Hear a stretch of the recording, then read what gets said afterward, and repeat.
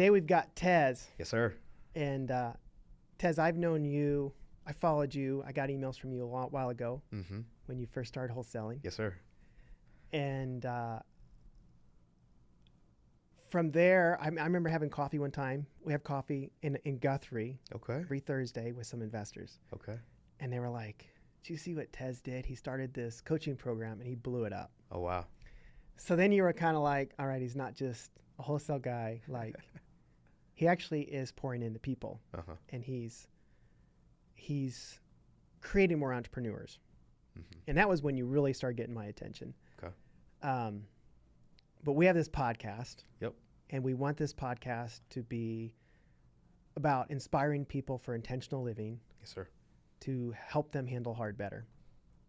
And we could talk about Tez in 2022 and Tez in 2023, Tez in 2024, Tez in 2025. I'm sure you got big goals. Yes, sir. But I want to hear about the Tez, the 12-year-old Tez. Yeah. Could you tell us your story on what transpired, say from 12 or 10 or whatever, from your childhood to when you got into sales? Absolutely, man. Man, I love that. First of all, Marty, thank you so much for inviting me, man. The intentional word, right? A lot of people look at it and, I think some of us know the meaning, but I think that you've really defined what it looks like on your social media and even with this podcast, being intentional with the actions you can go take. So I want to thank you, bro, for inviting me and following the story, So me at 12 and 10 and younger, I didn't see what I'm doing now being possible. I didn't know what it looked like, right? You hear it oftentimes on social media from the black community, especially. Like, we see hip hop artists and we see drug dealers and we see athletes. And it's like, okay, drugs is wrong, obviously, right? A lot of people get hurt, a lot of things go down. Athlete seems more realistic until you become an 18, 19-year-old and you're 5'6", right? Like it doesn't seem possible, But honestly, I didn't know what I was gonna do, man. At the time, my mom actually was in and out of prison around that age. This is something that I haven't really shared a whole lot publicly. My mom was in and out of prison. I still don't know who my dad is. At that time, I didn't have my dad. I had a guy who's still in my life. His name is Ken Arbertha. And that's where Tez Arbertha Arbertha comes from. But he actually just started dating my mom when she was pregnant. He's not actually my dad. And I still haven't met my dad. So at that age, I had a guy who was in and out of my life, who I call my dad today, but he was in and out of my life because he had a family already, right? So he would come around, and I was raised by my grandma. So my grandma was raising me and my two brothers. So rewind to Tez. Where are you in line? In terms of two brothers. You middle? I'm in the middle. Yep. Okay. Yep, I've got an older brother who's 3 years older than me and a brother that's 3 years younger than me. We're all 3 years apart, 3 boys. It's weird.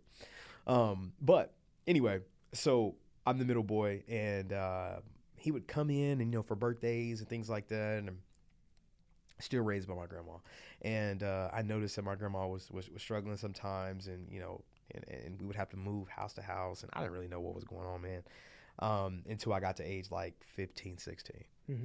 And at this time, I'm like, man, I gotta make something happen. Like, obviously. So I was trying to play sports. Yeah. But because my grandma needed help with bills, I couldn't play sports even. Like, I couldn't commit to a sport and actually try to go to college because I had to have a job. Yeah. So long story short, at 16 years old, I'm working at McDonald's, man. Yeah. I'm walking back and forth from my grandma's house to McDonald's. And my camera guy, my man Andrew, can attest to this. There's a McDonald's over on Penn in Western by Moore West. I went to Moore West Middle School because my grandma moved us out of the hood because of gangs and influences, and that's what she had to do, man. So she moved us to Moore, where it was safer and we could be ourselves, man. Rewind. Had your grandma not moved you out, would have made a difference? Yes, 100%. You probably would have spiraled, right? 100%. I would be in gangs, probably. Like, a lot of my friends are in gangs. Yeah. That were my friends in. Gangs, prison, or dead. So you should thank your grandma later. Oh, for moving. Just for that, though. Yeah. Just for that one. 100%. And I wanna be able to get to it. I thanked her a couple of times. Yeah. And you know, my biggest motivation was my grandma. She was the woman in my life. And at OKC Evolve, like she's gonna be there front row, you know, and I'm gonna really be able to give the full length of the story. But dude, shout out to Marty, man, because he's getting this story first. You know what I mean? It just hit me like, I don't know if it's gonna be worth anything. So you're working at McDonald's. Working at McDonald's, man. And going back and forth, help my grandma with the bills. And one of my best friends commit to OU to go play quarterback. And I'm like, man, dude, I was like, I gotta do something, man. I'm happy for my friend, but dang, dude, like, I can't. I mean, you know, sports ain't gonna work out for me. Like, I don't even have the time to commit. So graduate high school. Speed the story up. I graduate. I end up working at Hobby Lobby warehouse, busting my butt. Just like, man, there's got to be more to life, you know. Come across a sales opportunity while scrolling on Indeed one day. And he told me, like, just talking over the phone, he goes, dude, you know what? You would be good at sales. And I was not sold. I was like, there's no way I could do this. Like, I'm good. You gotta remember, like, I'm somebody who came from, like, hard work. You get paid for the work you put in. You don't get paid for your personality or being able to talk to people. That's just, I couldn't wrap my head around that. The recruiter told you should be good at sales? Yes, okay. Right? Exactly. So at this point, I'm like, is this really? That's cool. Yeah. I mean, he hadn't met me yet. This is somebody in Dallas, Texas, and he just came across an Indeed thing. But he said something to me, Marty, that will always stick with me. His name was Rich. I'll never forget Rich. And the reason I'll never forget Rich is because what he told me. He said, Tez, listen, when you show up to work, what do you do? So, well, I build boxes for Hobby Lobby. You know, I build these wooden boxes. He goes, okay, does your manager ever walk up to you and say, hey, if you build more boxes in an hour this day, you'll get paid more money? And I said, no. He goes, you know why? Why? He goes, well, the amount of money that your hour is worth is determined before you show up there. It does not matter what more you put in. And I go, okay.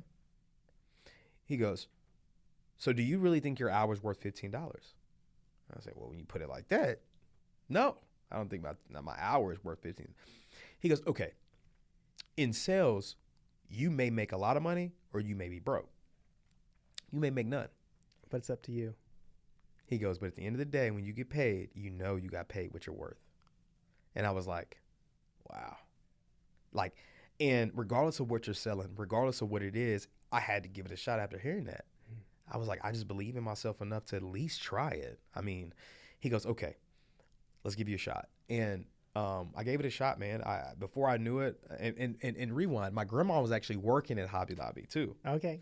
And she was working there for like 7 years before I got hired. So she was hardcore. Hobby Lobby is the place to be. You need to be working Hobby here. Lobby takes care of their people. Yes. Absolutely. That's what I've heard. They take good care of their people, etc. And my grandma got a raise every year, you know. And like around Christmas time, they give you a bonus. And like, dude, she was just all about it. And she's like, look, this is the best thing for you, son. This is the best you can do, you know. And I believed it, man. I mean, I looked at my friends and the people graduated. If you weren't at OU playing football, to me at that time, it's like, yeah, it's like, yeah, that's it. Or you're away at college, right? So anyway, in my mind, I'm like, okay, this is going to be it. So one weekend, I just made the decision. I didn't put in the 2 weeks or nothing. I just quit. And before you know it, I was down in Dallas for a convention for this company. And my grandma called me. Which company? Hobby Lobby or no, this Indeed? Other company. It was an Indeed job. I forgot the name of the company. It was matter. So fly by night. Yeah. And she's like, hey, where you at? And I was like, call her Mima. I was like, Mima, I'm in Dallas. She's like, what? You're supposed to be at work. And let me tell you, I had quit and lost jobs like on my path to finally getting hired at Hobby Lobby. And people knew that I was her grandson. It was all on the line for her. She was not happy. Oh. And she hung up. Like I was like, I'm just trying to figure something out, Mima. Let me just try this. I don't like the work and hard work. I don't like that. And she was like, whatever. You know, she said some other words, right? And she hung up. And I was like, goodness, man. So now the lady that I love, right, is like not happy about it. I'm already insecure about the move, but I gave it a shot, man. I gave it a shot. And what I was doing, Marty, I was going business to business selling credit card processing machines. Okay. So I walk into your company that you already got a machine working, and I got to tell you why my machine is better, right? And I was surprised the money that I made, but I wasn't happy with the ethics behind what I was doing. So I found something else. And, you know, that. But you were good at it. I was good at it. I learned that, I thought people just like talking to me. I thought that was everybody, right? Like I thought everybody, like I just thought talking was friendship, building community. I thought it was common, but I didn't know that I actually had a skill that God blessed me with to actually communicate and articulate myself in a way that I could paint a picture and sell. And I was like, wow, people like me. You know what I mean? Like more than other people. Yeah. That's a gift to be able to articulate yourself and be honest and all those things. So when I identified that, man, I started to really learn a lot about myself. But that's me bringing you to like pre-real estate. So how old are you now? I don't know how far you want me to go. How old are you when you learn to sell? 22. 22. Yep. You do that. How long did you sell credit cards machines? Man, 6 months. 6 months. Yeah. But you learned that 6 months. You learned Tez is in the sales. Yes. Tez loves to sell. Yep. This is his specialty. This is what separates me from everybody else. This is my unique gift. Yep. So from there, where'd you go? From there, man, it was all commission. And I found I went to it's ironic. I ended up finding like a staffing company. Okay. I found a staffing company that found me a job at ServPro. Now, ServPro, have you ever heard of that company? Okay. You're going to see it now. When you leave here, you're going to be like, oh, okay, that's what Ted's talking about. Because you've seen it a lot. It's the green vans. It's like a bright green van. And got an orange roof on it. And what they do is they come in and they do fire and water restoration. Okay. And so, when a fire happens, water happens, something like that. And they had me in this role that was new to the company. They were like, yeah, we're trying to start, marketing. So they had me going out marketing to insurance agents who whenever they had a client where a water, damage happened or a fire happened, that agent would call us up. Right. So they gave me this driving route of agents throughout the state. And I would drive agency to agency talking to them about our services. Hey man, can I get you lunch? You want to hang out? And it was a long game. They were into it for the long game, right? Because I wasn't going to make any money immediately. Like, hey, Mark, anybody who's got a fire at their house? No, right? That's like it's terrible, right? Like we don't want that to happen to anybody. But when it happened, we wanted to be a source. Yeah.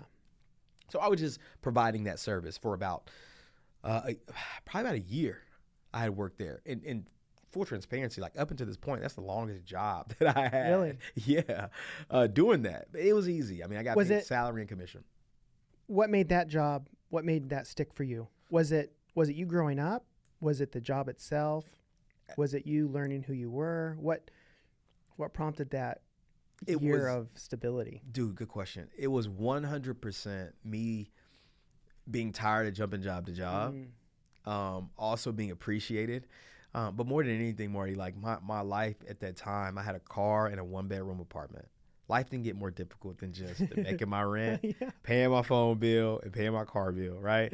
And this job's base salary allowed me to do that. I mean, I was only making like $1,200 every 2 weeks. But it was like, dude, I mean, I'm still doing good. I still can afford to eat out. Like, I'm good. I didn't have any kids. No roller coaster. It was consistent, So I think that's what it was. I was finally to a point where I was like, I'm tired of jumping job to job. And I had a lot of freedom. I still was able to drive the city. I didn't sit in an office all day. I drove the city, and I wasn't swinging a hammer or working on boxes and smelling like, dirty wood when I got off work. So, I didn't have to shower when I got off work all the time, right? I still showered, but I didn't have to. It wasn't a requirement. But, I mean, I think it was just that, man. I finally found something that I was good at and that was comfortable, I think. 100%. So that lasts a year. Yep. And then what? Dude, good question. So I started marketing to agents, and I met this guy in Norman. And what happened is I was a part of a BNI group. BNI, the little networking groups. It's like there's something else called I think it's called like Gold Star, something like that. Anyway, they're networking groups where only one professional from each niche can be in the group, and they meet weekly. Okay. So the company, ServPro, actually paid for me to be a part of this group. $600 a year, something like that. So there's a lady in there. Her name is Ellie Wade. Never forget Ellie. Sweet lady. She still works down in Moore at First United. And she's a mortgage lender. Ellie had a flood at her house. Her upstairs bathroom flooded. She's like, who do I know? Who do I know? So she actually called us. Her agent handled it behind the scenes. Yeah. And they took care of it. So once we got her satisfaction back on like a little survey, I took it to the agent. I said, hey, man, when things like this happen, just refer business to us. We took care of Ellie. We can take care of anybody else who you may need. This is how happy your client was. Yeah. He didn't care about any of that. Okay. He was like, okay, cool. Yeah. All right. Thanks, man. I was like, hey, by the way, would you be open to us bringing you lunch? And he's like, sure. Yeah, you can bring us lunch. Bring the old office. And so we took barbecue by, and me and the owner sat there of the company, and we hung out. And this guy was not super interested. And I mean, he was just on his phone the whole time. And I remember just seeing his car out front, really nice car, really nice, I'm like, what does this guy want? That's what I kept thinking. He would ask me questions and not really talk to the owner of the company. And I'm like, what does this dude want? So after that meeting, he had somebody that worked in the office reach out to me. Hey, man, Judd really wants to sit down with you. Judd was his name. And I go, okay, cool. Whatever. I sit down with the dude. He's on his phone the whole time. I'm thinking they're like still wanting to be sold on ServPro. So I came with a pamphlet. Like I came with a pamphlet about ServPro, about mode mediation, and just like all these things that we do. And I'm putting it all in front of him. And this dude is just not interested. I mean, he's just on his phone the whole time. Like just looking like. So finally, like inside, I'm like, I kind of take it personal. And I asked a question. I was like, hey, so what do I owe you guys the honor? That's what I said, intentionally to him. Yeah. Towards him, but to Brandon. Like, so what do I owe you guys the honor? And he puts his phone down. He slaps it down. He goes, I'm glad you finally asked. He said, this is what I'm here for. That's all he wanted. That's all he wanted. He wanted to ask that. And what he did was he pitched me an opportunity to go work for him as an agent at his office. He's like, dude, you're really good with communication, all that stuff. He's like, that's really what we want for. I don't care about any of that stuff. And I was like, all right, well, what's the process? What is it? I mean, I see the nice car. I see the nice truck Brandon drives. I didn't know anything. Yeah. I didn't know. All I knew was that I needed to help my family more at this time. This is what's going on personally. Like my grandma needed help, right? So I'm like, so what do I need? What can I do? Well, it's all commission. Already I'm like, oh my gosh, all commission again. All commission. You got to go get this license. I was like, dude, I'm not.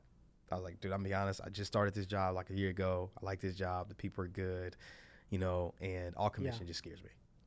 Like working all commission, it scares me. Like I'm good. I got a salary where I am. And he's like, I understand, and he laid it all out and he goes, this is what you can make. This is what you can make. This is how much he made. And I'm like, man, I'll give it a shot. Tez, what did he see in you? Do you know? I mean, he obviously singled you out, right? Yep. And he obviously wanted the call. Mm-hmm. But for whatever reason, from your story, he blew you off until... And it's interesting, you're in sales, and you were asking yourself, what does he want? That's the question we always ask in sales, right? Uh-huh. What does this guy really want? Mm-hmm. And can I give it to him? Mm-hmm. But what did he see in you, do you think, that made him draw you out and wait for you to give in your pitch and be open to what he had? Marty, after all these years, I've never asked myself that question. I like to be cocky. Because he saw something. Right, yeah, I like to be cocky, like, oh, it's just me. But at the time, I didn't know myself. I still did not really know the art of sales. It's interesting because the Hobby Lobby, the Indeed guy, saw something in you too. Truthfully, I have to give the honor to God. Mm-hmm. Well, whatever it was, it had to be an impression. Yeah, but I know what you mean. On the human level, what was it? Because we still have... No, I get that. But ultimately, we're all in God's will. And it's going to happen. I don't know. I can't tell, because the guy Rich, I never met him in person. Mm-hmm. It was just over the phone. And then I finally met him in Dallas, but he was from like Wisconsin or something. Like I don't know if it's my ability to communicate. I don't know if it's tonality. I don't know what it is. Something. Yeah. But I was able to close him on the lunch. And he closed me. He definitely did.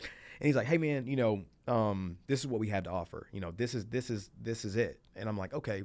Yeah, let me cut in real quick. Yeah. Have you read the book Pitch Anything by Warren Clapp? You keep referencing his books, and it's like, I'm a book dude. There's a opening story in there. He pitches like $1 billion stuff to people. Okay. Or hundreds of millions. The last deal in that book's $1 billion. Okay. But he has this guy big high-end guy in New York who's blowing him off. Mm-hmm. And he literally, they're in the boardroom, and the guy's literally, Cool. The guy's literally reading the newspaper. No, he's not reading a newspaper. He's doodling. And Orrin downloaded it. Orrin walks over to him and grabs it because that's part of being a good salesman. You got to control, right? So he goes over and he grabs the guy's artwork, and he goes, "That's pretty good." And he talks about in doing that, like he grabbed it, he took control, but then he gave it back and he complimented the guy, which saved the guy's respect. But then the guy stood up in his seat, and because then he respected him. Yeah. So anyway, it's a good book if you're into sales. 100%. And pitching stuff like that. There's a lot of psychological stuff in there. I love that. Thanks for the reference, bro. I downloaded full of stories. Yeah. It's a good one to listen to. I love stories, man. Yeah. People love stories. Anyway, I cut in on you, but No, that's okay. I couldn't help because in your story, once you got to that point, the guy put his phone down. Yep. Once you got to the point where you wanted to hear what he had to say, he gave you his attention. And we got to get to that point with sales, right? Yep. You got to get to the point where... Got to get to the point. Yeah. Yes. And, man, I'm sitting there and I'm like, man, anyway, so I take the job, start, get my license. That was a challenge, studying and all that stuff. But I got my license, man, and I became a agent in that office, or producer is what they call it. Worked there for a little bit of time. And I started to think again. I'm like, okay, I'm 23, about to be 24 at this time. And I'm like, man, I'm marketing to everybody my age, my group, but these people, they don't own houses yet. They're still on their parents' insurance, like something's got to give, So instead of marketing consumer to consumer, I started to think how I thought or how ServPro's model was set out. ServPro model wasn't client or customer to business to customer. It was, or client. It was business to business. It was B2B. It was, So I said, okay. One night I'm just up and I'm like, dude, who's a business that can bring me deals? Oh, real estate agents. Real estate agents and mortgage originators. How do you fill the pipeline? Yes. Okay. So I started to go, I said, okay, instead of being in the office all day like everybody else, I'm just going to leave. Because he didn't care, right? He didn't care. He's like, you can go anywhere. So I started going back to banks, talking to mortgage originators. Because oftentimes people get pre-approved long before they worry about who's going to insure their house. So, I said, okay, I can get in with mortgage originators and then insurance agents. Real estate agents. So that was my business. I only marketed to them. If a person hit me up on Facebook, fine. I still marketed there, but I wasn't like hardcore selling on Facebook anymore. I was hardcore selling, like talking to, business to business. And I would say donuts buy, and I would do little things like that. And I came across people who actually was like, you know what? I'll give you a shot. Give you a shot. So I went from like having to work in the office all day to I could just stay at home. Like he didn't care. I just had a laptop. I had to write the policy, bind the policy. I just had a day that I had to close the office, and that was Fridays. So my life became really fun is what I should say. Like, 'cause I would wake up at like 10 a.m. and I'm like, yeah, whatever. It's all commission based. It's all commission based. So how many digits you making at this point? Oh man, I'm probably making like $3,000 a month. Okay. But it was all commission. I mean, yeah. I didn't have any. Again, still living in a freedom. 1-bedroom apartment. Yeah, and to me it was simple. I had a girlfriend at the time. And you're doing what you like. I'm doing what I like. It wasn't bad, and it was for a cool guy, by the way. Like the dude was like 33, and he was really into a lot of stuff that I was into. Like he liked hip hop music, and he liked skiing, and he liked basketball, and dude, we would connect on so many levels. He was just such a cool guy. So I was like, man, this dude's cool, and why would I not, But it got to a point to where one time I was riding his car. He had like this very like foreign car. It was like a German car. It was something crazy. It was like a Fisker or something like that. I can't remember. But I remember riding it, and we went to a country club that he had a membership at, and I was like, man, this is nice. And that bug got to me again, where I was like, okay. And I'm riding the car with him, and I go, hey man. He goes, what? I go, how do I make more money? And he kind of got quiet. He's like, what? And I'm the top producing guy in the office at this point, okay? And if you make it like a year, then you start getting residuals. And so he was trying to sell me on just make it a year. You won't have to work so hard for premium. And I go, oh man, I'm in a car. I'm go, dude, how do I make more money? Like how do I drive a car like yours? And like, how do I own a house like yours? And how do I get memberships at country clubs? And like, how do I live that life? And he's like, well, I invest my money in stocks. And I was like, stocks? What's that? He's like, well, it takes a while. You need a lot of money and all this stuff. And I'm like, nah, man, like I need money like now. Like that doesn't make sense to me, like stocks. I don't know what that is, I was like, I make $3,000 a month. How can I afford to put anything back into this stock stuff you're talking about? Yeah. And so after that, he just kind of talked a little bit more and turned the music up, right? And I was just like, I still had the bug though. I still was thinking like, there's got to be more. And to speed the story up, I ended up coming across a young lady, business. So I'm there in the beginning months, and I ended up getting my girlfriend at the time pregnant. Okay, she's pregnant, and I'm like, okay, life's real.